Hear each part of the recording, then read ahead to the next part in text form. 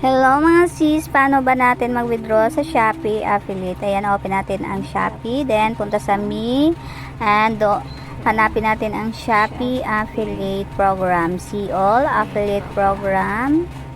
Tapos dito tayo sa income, para makita natin ang income at withdrawin. Ayan, ang income ko. Tapos dito tayo sa pending, i-click lang ang mga pending na yellow. Tapos pending acknowledge, ayan, acknowledge. Tingnan ang receipt ng mga sa bawas sa tax. Ayan, tapos pag tapos niyan, i-confirm na natin ang pending, acknowledge na natin. Tapos confirm, ayan, acknowledge na. Waiting na lang tayo sa ating withdrawal kung kailan darating, kung ibibigay ba, charot. Ibibigay yan.